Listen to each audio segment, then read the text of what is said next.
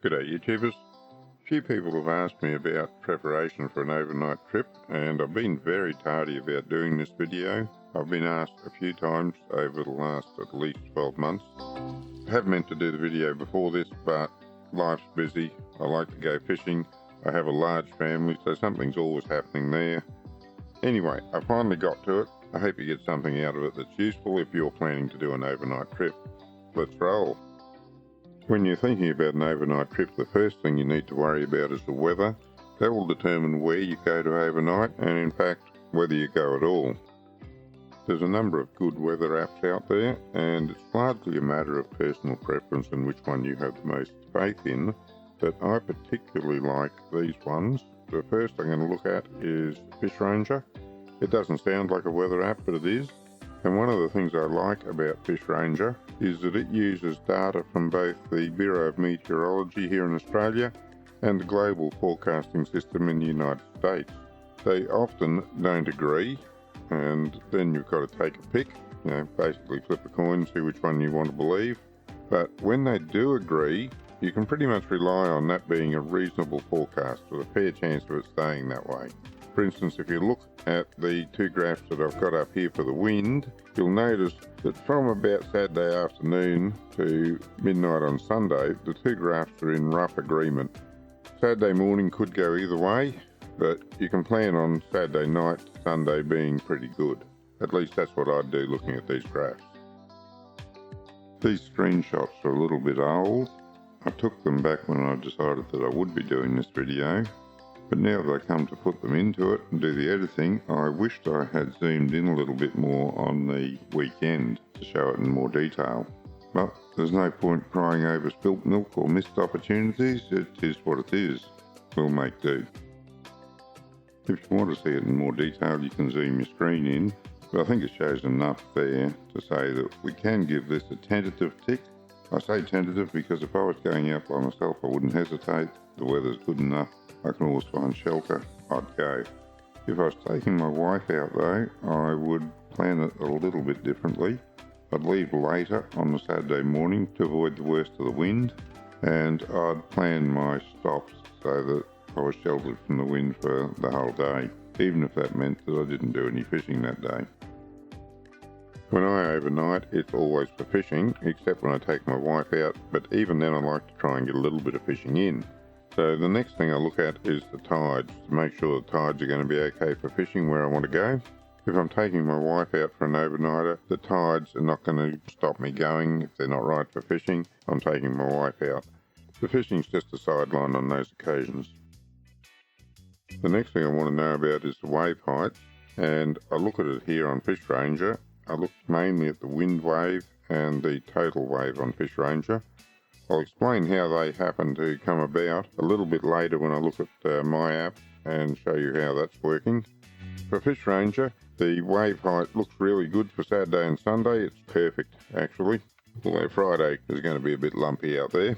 But I'm looking at overnighting Saturday, Sunday, so I can give the wave height a tick, the wind wave at least. The next thing I look at is the total wave, and that's the combination of the swell height and all the combined wind waves. And you'll notice on this graph there's also some arrows, and the height of the arrows, if you look over on the right hand side of the graph, is the period of the waves. Saturday is pretty low period. We're looking at about 6-second wave. That's going to be a little bit uncomfortable, but it is under a metre, so it's not going to be too bad. Sunday, however, we've got a 10-second period with a wave that's a good bit under a metre. You won't even notice it, provided of course the forecast is accurate. I'll throw the rain graph in next because it matters to some people. My wife doesn't like to be out on the water when it's raining heavy. I love it. I love the rain on the water. My wife doesn't mind it if it's a light shower, but if it's a heavy rain, she gets worried that boats keep speeding around and won't see us. It's a big ocean. I don't really worry too much about that myself. The next one I look at is the air pressure, and for fishing that is very important. It's a make or break on the fishing. I will talk about that a little bit more when we look at another app. Suffice to say, at the moment, we just want something that's a nice and even flat line, not going up or down on the graph, for the period that we plan to be fishing. In this case, between Saturday and Sunday, we're moving up about 20 points of pressure, and that is not a good sign for fishing. So not a really good fishing weekend. And lastly, I have a look at the Sol lunar charts and the moon phase. I don't really put a lot of stock in these Sol lunar charts. I have some that I think are much better for defining whether there's going to be good fishing or not. And whether you believe in the Sol lunar charts or not is another matter entirely. I think there is something in them, I'm just not quite sure how much. The next app I look at is one that I'm developing myself. It's still a work in progress, but it's good enough to tell me what I need to know about the weather for a trip. The yellow strip you can see is the daylight hours of Saturday, and the arrow points to a wind condition which is not ideal, but it's short-lived. On the other hand, the overnight section between Saturday and Sunday is going to be pretty good. By first light, the wind's forecast to come up a little bit, but by then you should be in a nice safe anchorage for the night. As long as the direction doesn't change, you should be good. And by early Sunday afternoon, it should be dying down a bit. It's around 10 knots, which shouldn't be too bad a trip back to the ramp. The next thing I look at are the Wavecrafts. According to this graph, the wave period is going to be great the whole time we're out there, from sun-up Saturday morning to afternoon on Sunday. And the wave height's going to be below a metre the whole time as well. So based on the forecast, we're going to give this one a tick. The next app I look at is WeFish-AU. It doesn't matter what apps you look at, whatever you prefer should be fine. The key thing is to try and get apps that look at different weather forecasting systems. WeFish-AU looks at the Bureau of Meteorology in Australia, their forecasting system.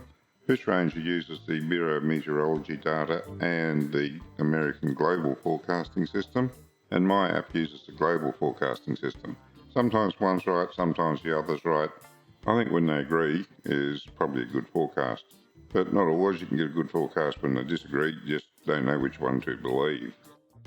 The first thing I want to point out here is that in WeFish-AU I am looking at an offshore forecast, because WeFish-AU doesn't give swell heights and wave heights in the bay.